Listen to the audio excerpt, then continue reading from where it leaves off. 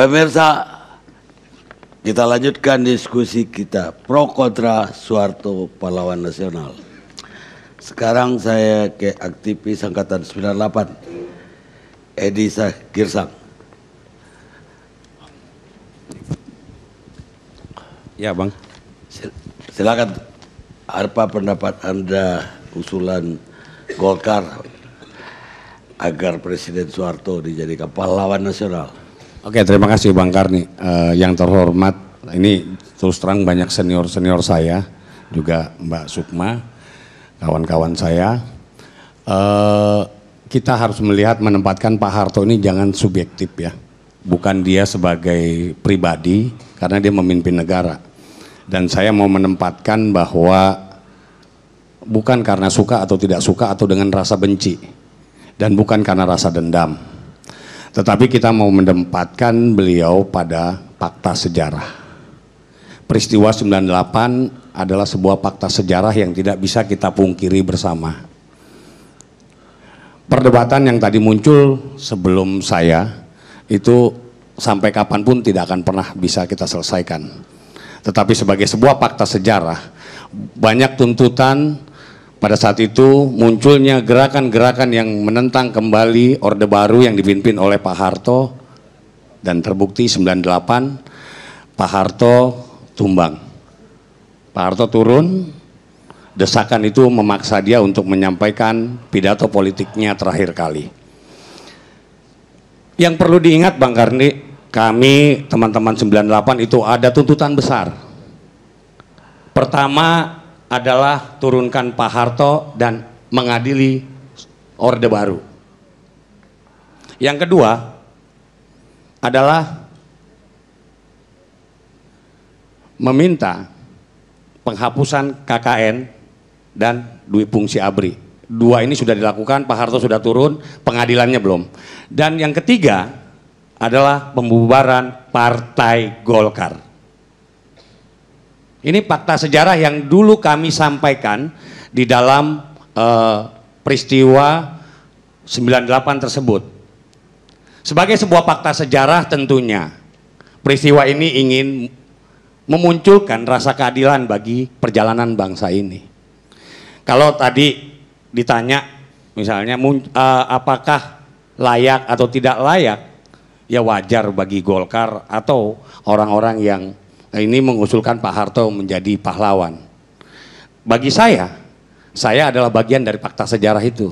Jadi tidak mungkin jawaban saya mendukung. Nah, fakta sejarah ini seharusnya, apalagi di sini ada Profesor Pak Mahfud MD dan Bung Rapli gitu ya, Bung Rapli Harun. Kita berharap bahwa fakta sejarah ini bisa menjadi cerminan, contoh pembelajaran buat mungkin adik-adik saya. Saya berharap para senior-senior saya yang lebih memahami konstruksi berbangsa bernegara, lebih memahami, apalagi ada Bang AM Patwa gitu ya, dia punya sejarah yang panjang juga dengan Orde Baru, bisa membawa rasa kebangsaan kita makin tinggi. Bukan justru saling caci maki atau menarik-narik pro dan kontra ini terus menerus. Nah, maka sekali lagi saya berharap terutama para pakar hukum yang ada di sini bisa tempatkanlah fakta sejarah untuk mengukir rasa keadilan bagi bangsa ini. Jadi sangat aneh gitu ya, sebuah fakta sejarah hari ini dipaksakan agar di anomali dengan menempatkan beliau menjadi pahlawan nasional. Saya jadi curiga, ada apa sebetulnya ya?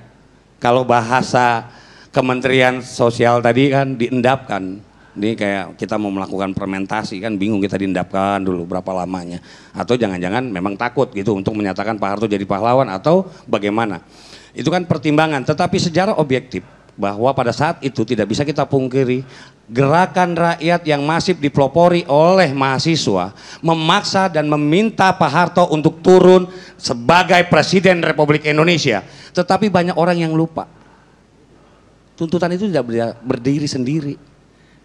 Untuk itu kami juga meminta untuk mengadili kroni-kroninya, termasuk pembubaran Partai Golkar.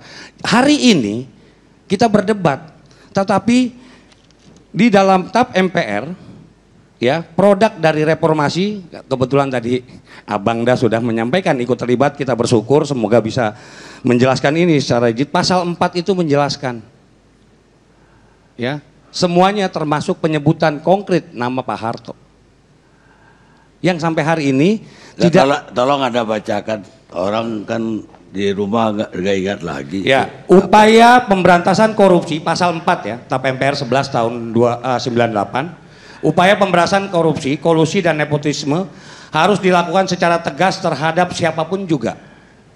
Baik pejabat negara, mantan pejabat negara, keluarga, kroninya ya, maupun swasta atau konglomerat termasuk mantan Presiden Soeharto dengan tetap memperhatikan prinsip praduga tak bersalah. Itu jelas. Ya itu kan pernyataan TAP MPR itu sendiri bagi saya normatif. Sampai hari ini pun itu harus berlaku. Bahwa pemberantasan korupsi siapa saja termasuk presidennya sekarang pun tidak harus Jadi dilindungi. begini Bang Karni, saya mau bilang bahwa Pak Harto jangan dilihat sebagai satu sosok personal. Nggak mungkin dong. Saya aja jadi, kalau saya bikin event atau bikin kegiatan, atau contohnya Bang Karni lah menyelenggarakan ILC, ini kan nggak mungkin sendirian. Sukses Bang Karni sendirian. Tidak mungkin tanpa teman-teman yang lain yang ada di sini. Artinya pemahaman kita pada saat itu makanya tegas turunkan Pak Harto dan pengadilan terhadap kroni-kroninya. Pertanyaan selanjutnya adalah ada apa setiap saat ingin menggulingkan pada saat sebetulnya ya kita sudah mulai menata kembali dan tidak lagi mempersoalkan keadaan orde baru dan orde lama. Kita mau maju ke depan. So tiba-tiba ada saja sentimen-sentimen tertentu memunculkan lagi isu-isu pencalonan beliau. Ini justru saya kadang jadi bertanya, ya mungkin atau hanya ingin menyenangkan atau apa, atau memang faktanya ada sebetulnya sesuatu yang tersembunyi. Nah ini yang akhirnya ke depan, ya bangsa kita terus ditraumai oleh kontra dan mendukung. Sementara ya anak-anak muda mungkin teman-teman saya di belakang itu mungkin melangak melongo karena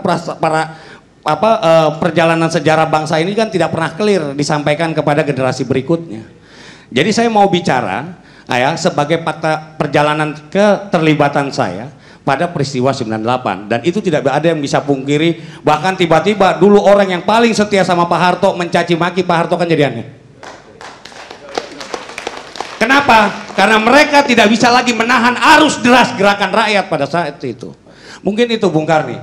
Jadi terakhir ya kita juga harus menempatkan posisi ini bukan jadi polemik bangsa, tapi tempatkanlah beliau sebagai mantan presiden, tidak lebih dari itu. Terima kasih Pak Karni.